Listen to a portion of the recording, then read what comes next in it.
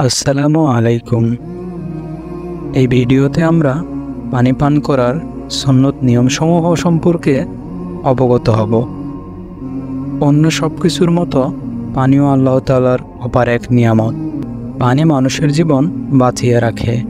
আল্লাহ তাআলা আরও ইরশাদ করেছেন, আর আমি প্রাণবান সব কিছু সৃষ্টি করলাম পানি থেকে, তবুও কি তারা ঈমান আনবে না?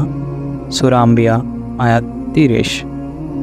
শুধু বিশুদ্ধ পরিমিত ও নিয়ম মেনে পানি পান করলেই অনেক রোগের উপকার পাওয়া যায়। তবে অনেকেই সঠিকভাবে পানি পান করেন না বা জানেন না।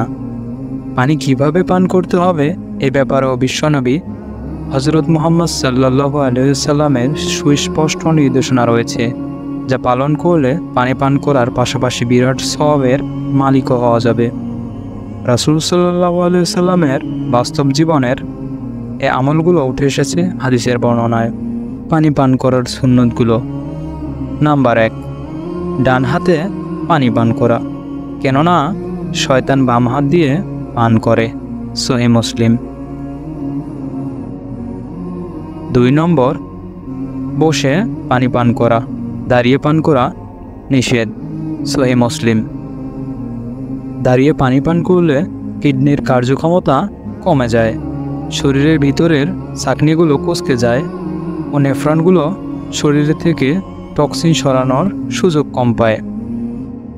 3 নম্বর, শুরুতে বিসমিল্লাহ পড়া এবং শেষে আলহামদুলিল্লাহ পড়া। সুনানে তিরমিজি। 4 নম্বর, 3 নিঃশ্বাসে পানি পান করা, নিঃশ্বাস ফেলার সময় গ্লাস থেকে মুখ আলাদা করা। সহিহ মুসলিম। 5, গ্লাসের ভাঙা অংশের দিক দিয়ে পানি পান না করা। সুনানে আবু দাউদ। 6, জগ ইত্যাদি বড় পাত্রে মুখ লাগিয়ে পান করবেন না, কেননা এতে বেশি পানি চলে আসার বা সাপ বিচ্ছু থাকার আশঙ্কা থাকে। বুখারী। 7, পান করার পর অন্যজনকে দিতে হলে প্রথমে ডান পাশের জনকে দেবেন, সেও তার ডান পাশের জনকে দেবেন, এভাবেই চলবে।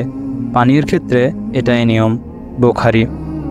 8, অজু করার পর যে পাত্রে হাত দিয়ে পানি নেওয়া হয় সে পাত্রের অবশিষ্ট পানি কিবলামুখী হয়ে দাঁড়িয়ে পান করা, এতে বিভিন্ন রোগব্যাধি হতে আরোগ্য লাভ হয়। বুখারী।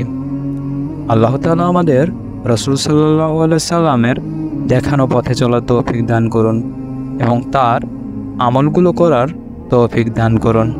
আমিন।